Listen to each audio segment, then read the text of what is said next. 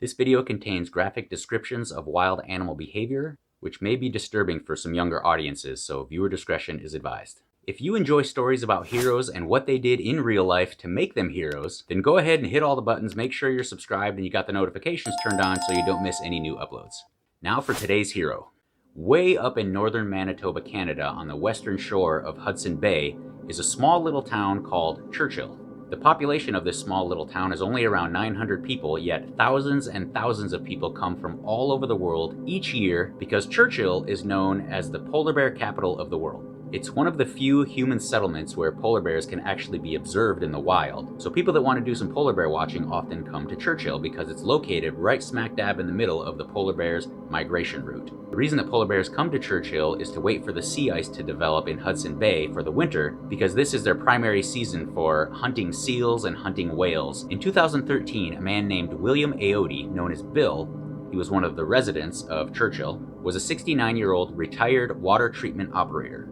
Bill had lived in Churchill for his entire life and he had never had any close encounters with a polar bear. That is, until the early morning hours of November 1st of 2013. On the night before, October 31st, so Halloween, a 30-year-old woman named Erin Green went to a Halloween party with some of her friends. Erin was not a native to Churchill. She had actually just moved there a few months earlier from Montreal, Quebec. And when she moved to Churchill in July of that same year, she got a job working at a bakery that was owned by some family members of one of her friends. When Erin moved to Churchill in July, a lot of the locals started to educate her and teach her about polar bear sightings and what to do in case of emergency. They just always told her to be careful because coming up as the fall is going into the winter, sightings of polar bears was going to become very common and they wanted to make sure that she was just going to be safe. She was told to always be careful, to always keep her eyes open, because as big as polar bears are, they can be pretty sneaky and they can appear almost as if out of nowhere. For really large animals, they can be very quiet. So Erin ends up leaving this Halloween party about 5 o'clock in the morning on November 1st with a couple of her friends, one male and one female. They're walking along through this residential neighborhood and they're talking, and it's still dark outside. It's 5 o'clock in the morning, it's November, so it's still very dark at this time. So as they were walking and talking, they got closer to Bill Aote's house, which they didn't know, they were complete strangers, and the female friend just happens to look over her shoulder, and what she saw terrified her, because she saw a polar bear coming right towards them through the darkness of the morning. Both the male and female friends of Erin immediately take off running to try to get some distance between them and the bear. They're trying to get away. Erin, on the other hand, was frozen by fear.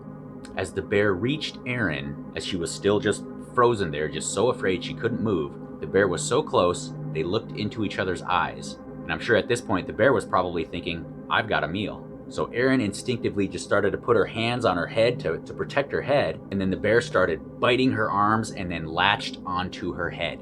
So Erin is now screaming for her life. She's absolutely terrified.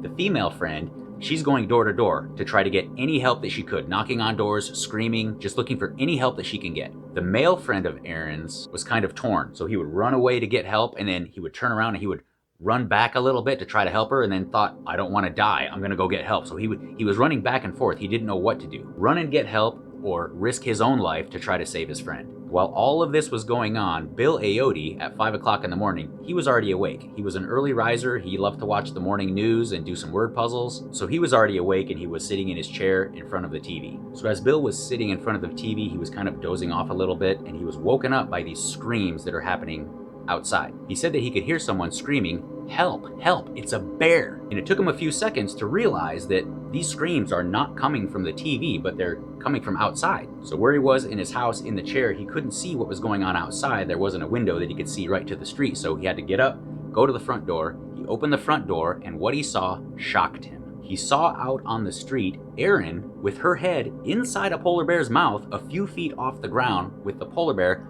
shaking her back and forth like a rag doll. So Bill's first thoughts are, what am I gonna do to help her? I don't have any weapons. If I call the polar bear patrol, they're not gonna be able to get here fast enough. She'd be dead by the time that they got here. So he looks around in his immediate area looking for just anything that he could use to go and help save this girl. The only thing that he could find was the snow shovel that he always keeps on his porch. So he runs over to the snow shovel, he grabs it, and his very next thought was, well, am I gonna do anything, or is that woman going to die? As soon as he has this thought, he runs down the stairs of his front porch in his socks, pajama bottoms, and a sweater. He starts running over towards Erin and the polar bear as fast as he can, thinking about something that he was told some time ago is that if you have to fight a polar bear, the best place to hit it is right in the eyes. And then he's thinking, I don't know if I'm going to be able to hit this polar bear in the eyes with a snow shovel without hitting Aaron at the same time. But as soon as he reaches Aaron and the bear, he's presented with the perfect opportunity, because the bear just kind of looks up at him and just presents his head right there. So Bill takes a snow shovel, puts it way up over his head, and in a downward chopping motion, he hits the bear right in the eyes as hard as he can.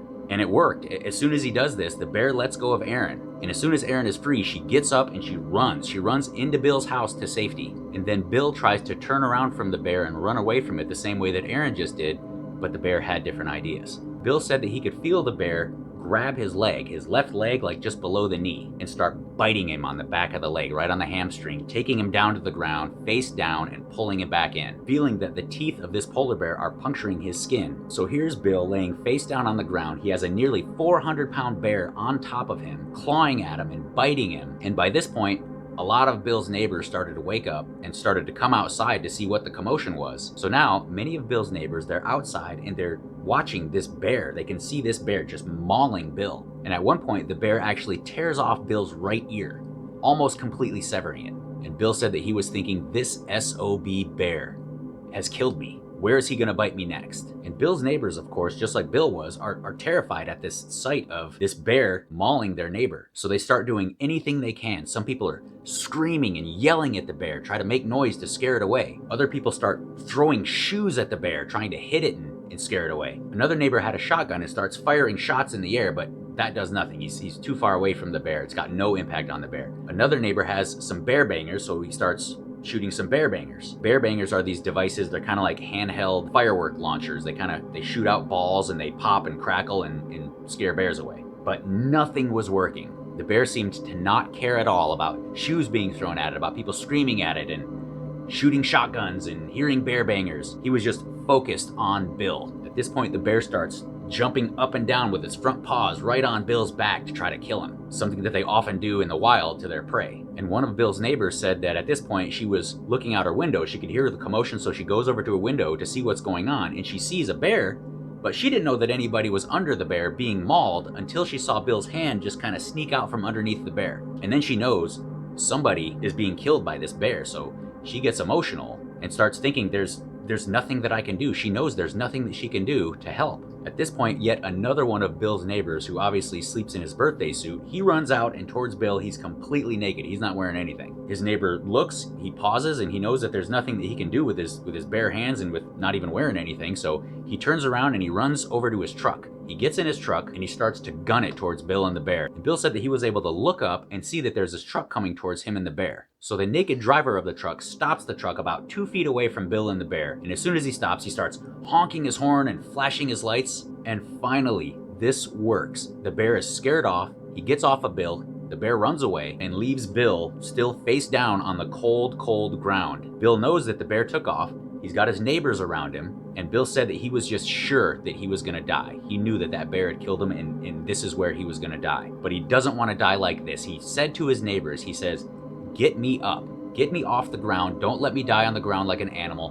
Get me on my feet so I can die like a man." So Bill's neighbors, they help him get up, they help him get in the truck, and they start racing towards the hospital at the same time when an ambulance comes to take Aaron to the same hospital. On the way to the hospital, Bill is still sure that he's gonna die, but the only thing he could do was ask. He kept asking the driver, "Did I save Aaron? Is she okay?" And once they got to the hospital, he still didn't have an answer, so he asks the nurse, "Do you know what's going on here? Did you hear about this bear attack? Is that girl okay? Did I save her?" And thankfully, of course, the nurse was able to tell Bill, yes, she's being taken care of. In fact, she's in the room right next to you.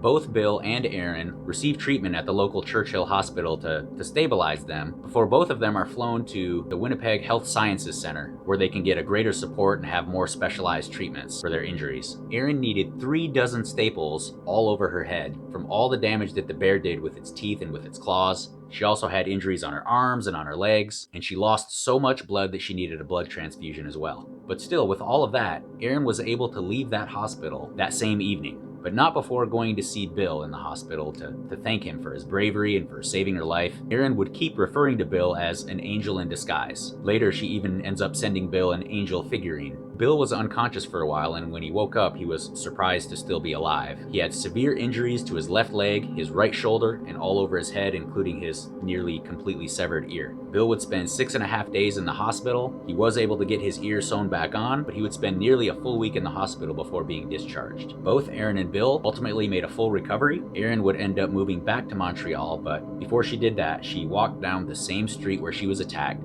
She wanted to let everybody in the neighborhood know that she was okay. 2 years later, in 2015, Bill would end up receiving the Star of Courage Award given to him by the Canadian government, which is the second highest award in Canada for bravery. Bill never even considered himself a hero. He had done interviews, and when asked about it, he just simply said, "You're dealt the situation, and you either respond or you don't do anything." And he said the only thing that he could think was, if I don't do anything, she's not gonna make it. In my own opinion, that's exactly one of the things that makes a hero a hero. They don't do it for the recognition, they just do it because they want to help somebody and they know that it's the right thing to do. Erin has kept in contact with Bill and his wife, and they've even gotten together and had some dinner reunions. And the snow shovel still stands on Bill's porch. Now, I wasn't sure if I was going to tell my own story about a polar bear after telling this story, but I guess I might as well, right? So I think it's probably just my one and only experience with a polar bear. So I've actually been to Russia a lot, and one of the times when I was in Moscow, I got to go with a really good friend of mine named Ruslan to the Moskovsky Zoopark, which just means the Moscow Zoo. As we were in the zoo, we were just kind of walking around, and we were a little bit disappointed because there were so many exhibits that were closed because they were doing renovations. Possibly half the zoo was under renovations or more. But one exhibit that was still up was this polar bear exhibit. So me and Ruslan, we walked up, and there's this safety glass just kind of going around in like a half circle. And on the inside of the safety glass, there's a big pool of water. And then beyond the water, there's these rocks that the polar bear can get up and walk around. And he's got the pool there he can swim in. And as we walked up, there's this polar bear. He's walking around the rocks. He jumps into the pool of water and then just kind of bobs up out of the water right in front of the safety glass, like he's performing or something. And then as soon as he does that, he goes back into the water, he goes back to the rocks, climbs out, walks around, jumps back in the water again, and does the same thing, goes right to the safety glass and comes right up. So anybody that's standing even semi-close to it can get a really good look at this bear. So he goes back down again, and he keeps doing the same routine. And I remember looking at Ruslan and saying, okay, if this bear does this one more time, then I'm just gonna stand as close as I can to this safety glass and put my face right where that bear is gonna be. And sure enough, the bear does the exact same thing. It's like he knew he was performing and he was having fun doing it. So as he got out of the water, that's when I stood by the safety glass, because I knew right where he was gonna come up, because he came up at the same spot every time. And my nose is just like an inch from this safety glass. And so I see the bear, he walks around the rocks, he jumps into the water, and he comes up out of the water just like he did several times before. So my nose and the polar bear's nose is about that far apart. The only thing separating it is this safety glass. And I gotta say, this bear, he looked adorable. And I promise, it even looked like he had this huge smile on his face. Just like I said, he's performing. He knew it. He was having the best day of his life. But having read everything now about bears and just seeing how strong they are and how aggressive they can be, I've got to say that I'm glad that bear was in a good mood that day, because in my opinion, if this bear really wanted to get me, I don't think that safety glass would have made much of a difference. So that's my own story, my one and only experience with a polar bear. Doesn't compare at all to Bill and Erin and what they went through, but for me, it was a pretty fun experience. Thank you so much for watching all the way to the end. I really appreciate it. Remember to make sure that you're subscribed and you have on your notifications so you don't miss any new uploads, because there's plenty to come. Love ya, and see you next time.